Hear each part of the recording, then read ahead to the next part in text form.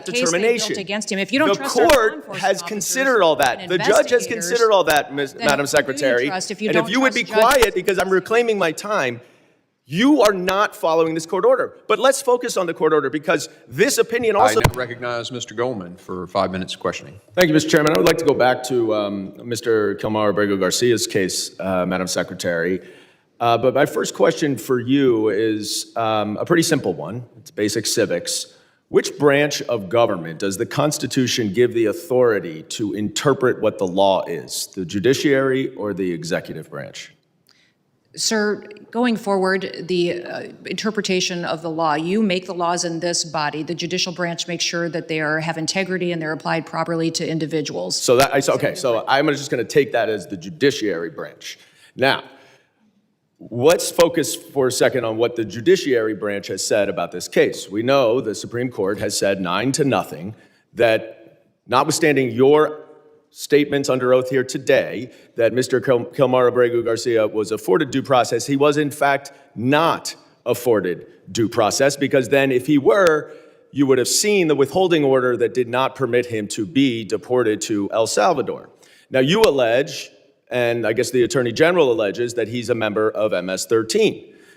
That may very well be the case. And if he is, now that is a foreign terrorist organization, certainly the immigration laws would allow him, and in fact require him, to be deported. I certainly would support that. But the problem that we have here is what you allege, what Ms. Green alleges, what the Attorney General alleges, is not the judiciary. You don't get to decide whether or not he is an MS-13 member. And you don't have to take my word for it, because Judge Wilkinson, a Fourth Circuit judge, very conservative, addressed this argument. He said, the government asserts that Abrego Garcia is a terrorist and a member of MS-13. Perhaps, but perhaps not. Regardless, he is still entitled to due process. If the government is confident in its position, it should be assured that position will prevail in proceedings to terminate the withholding of removal order.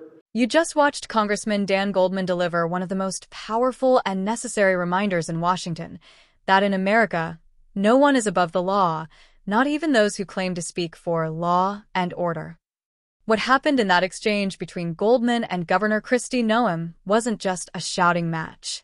It was a deeper clash between two opposing visions of what justice means in this country, one rooted in constitutional principles and the other rooted in political theater.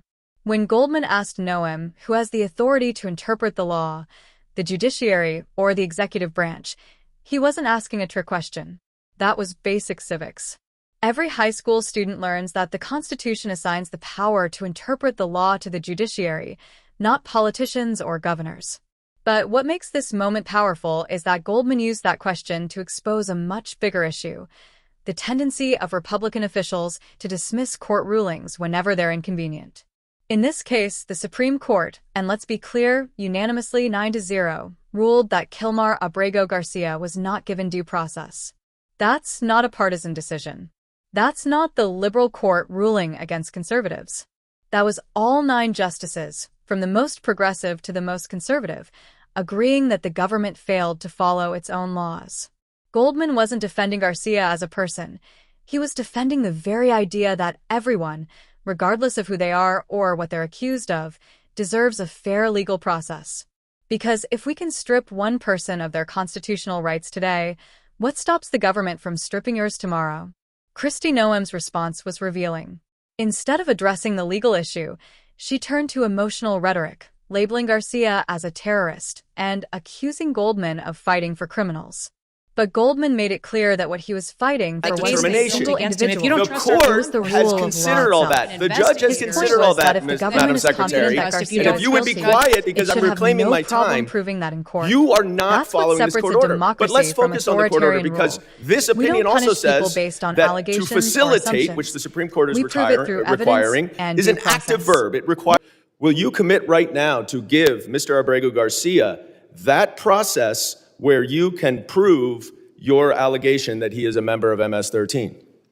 Congressman, that judge that you just quoted did not say he was not a member of MS-13. Who did say that he was a member of MS-13 was law enforcement officers that encountered this individual. Yeah, he knows that. This is a Fourth Circuit judge. He knows all of what the evidence is, and he's saying if that evidence. So you're not going to commit to follow this order. You won't commit to follow this court order. By the way, he Madam Secretary, I reclaim my time. Stop filibustering. Stop filibustering. By gang members of MS-13. Will you give Mr. Abrego Garcia the due process that the Supreme Court and Judge Wilkinson has required you to give him? Abrego Garcia is an El Salvador resident who is in his home country. If he were to come back to this country, he would be immediately removed again. How do you know? He has received and been treated appropriately. So and he is not. How can you say he's been treated appropriately if the Supreme Court has ruled 9-0? 9-0 that he hasn't been treated appropriately. Why is your opinion better and have more authority than the Supreme Court? Investigators, 2 judges, an immigration court that all said he was MS-13 and was removed from this country. But you understand, that is you saying that. That is you saying that. That is them saying that. No. That is you making that determination. Against him. If you don't the trust court has considered all that. The judge has considered all that, Madam Secretary. And if you would be quiet, because I'm reclaiming my time, you are not following this court order. But let's focus on the court order, because this opinion also says that to facilitate, which the Supreme Court is requiring, is an active verb. It requires that steps be taken. What steps have you taken to return Mr. Abrego Garcia to allow him to get due process? Abrego Garcia is in his home country. What steps have you taken? If your continued advocacy for him were to... I'm not advocating for him. I'm advocating for a court order, Madam Secretary. The court order says that you must take steps to follow the court order. You are here under oath. What steps have you taken to return Mr. Abrego Garcia pursuant to this court order? It's got to be extremely discouraging to be one of your constituents. To see you fight for a terrorist like this and not fight for them is extremely alarming to me. I'm fighting for due process, and that's under the Constitution. The gentleman's time has expired. Due process. The gentleman's time has expired. I now recognize... What's troubling is that this pattern of dismissing court rulings has become a habit among Republican leaders. They talk endlessly about respecting the Constitution, yet when it comes time to follow it, suddenly the courts are wrong, or the law is too lenient. This double standard is dangerous because it erodes the foundation of our legal system. You can't claim to be the party of law and order while disregarding the highest law of the land. Goldman's insistence on due process wasn't just about this one case. It was a defense of the very structure that keeps America from descending into chaos. The judiciary exists to hold everyone accountable to the same rules. When politicians try to rewrite those rules on the fly, it's not justice, it's tyranny wrapped in political spin. Goldman was reminding the nation that the rule of law isn't about protecting the powerful, it's about protecting everyone, especially when the government overreaches. Think about it. The Supreme Court, the ultimate arbiter of justice, said this man did not receive fair treatment under the law. And yet, Kristi Noem stood there, dismissing that decision, as if her personal opinion carried more weight than the Constitution itself. That's exactly the kind of arrogance that weakens trust in our institutions. What Goldman demonstrated in that hearing was courage, not the performative kind we see in political soundbites, but the moral courage to say, the law applies to everyone, even when it's inconvenient. And that's the heart of the democratic principle.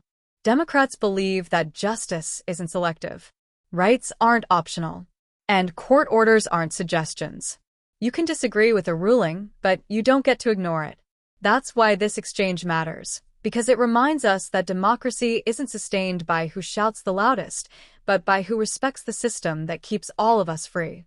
So, as viewers, don't just see this as a heated argument between two officials. See it as a lesson in how fragile democracy can be when those in power choose convenience over principle. The Constitution doesn't defend itself. People like Dan Goldman do, by standing firm when others bend the rules for politics. If you take one thing away from this moment, let it be this. Justice doesn't depend on who you are, it depends on the system working fairly for everyone. And that's exactly what Goldman was defending, the idea that the law must remain stronger than political ambition. If you believe that truth, fairness, and accountability should never be negotiable. Keep paying attention. Stay informed. Speak out. Because democracy only survives when citizens understand what's at stake and demand that leaders honor the laws they swear to uphold.